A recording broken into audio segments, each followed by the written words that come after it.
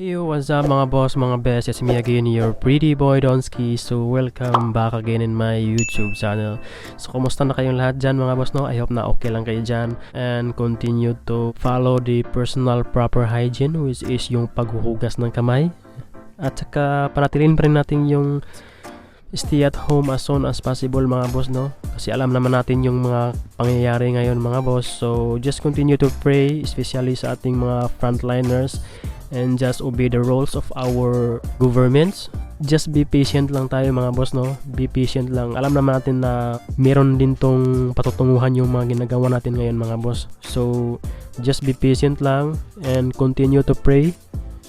Ayan, yung pinaka-importante at saka yung paghuhugas ng kamay, yun talaga mga boss.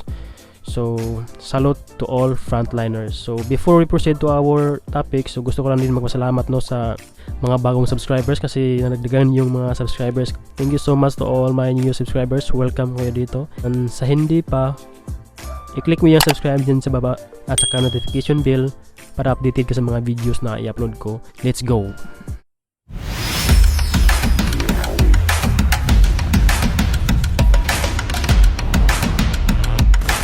In this video mga boss is meron akong i-share sa inyo ha, which is yung paano ba i-edit yung smoke effects ng Picsart. So yun yung i-share ko sa inyo mga boss, which is basic lang to mga boss ha. Tara, let's go. So punta lang tayo mga boss sa Picsart. This is free mga boss, no? Download mo lang to sa App Store or sa Android Play Store. So this is free to download mga boss. Yan, so open nyo lang. Kuha tayo ng picture. Ano yung gustong picture na lagyan mo ng smoke effects. So sa akin mga boss, ito yung gusto kong lalagyan mga boss, oh. Ito. Ang gagawin lang natin dito is i-cut natin yung background mga boss. So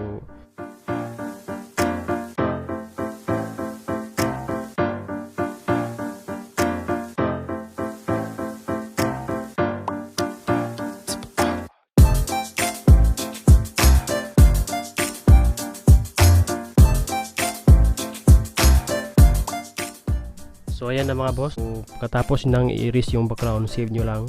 Ayan, so save nyo lang yung picture mga boss. So next. So next lang tayo mga boss. So save. So ayan na, tapos na. So i-edit na natin mga boss yung smoke effect. So yung pag-download ng smoke effect mga boss is free naman to sa Google. Download nyo lang to.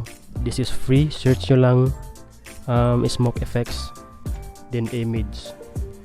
So ngayon mga boss, ito na yung background natin at saka add photo lang mga boss. Yan, add photo at saka kunin natin yung inedit natin kanina. So ayan na mga boss, erase nyo lang mga boss, click nyo yung erase at saka size at saka hardness. Ayan. So, ganun lang mga boss, oh.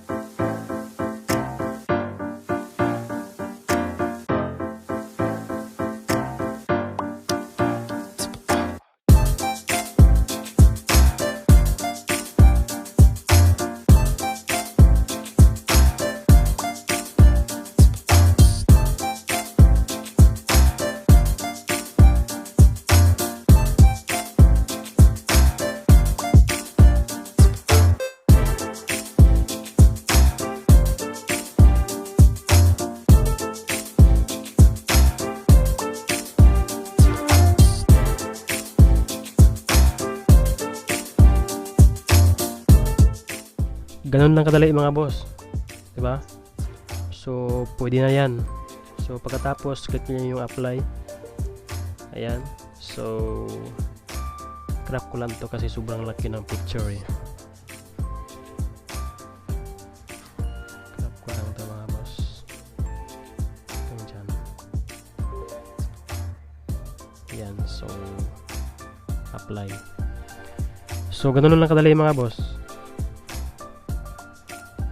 So save na natin. Save. Ayan. So thank you for watching mga boss, and I hope na meron kayong natutunan sa video na to ngayon.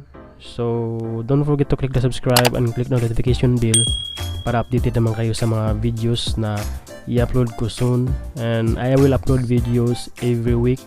And so thank you for watching. God bless.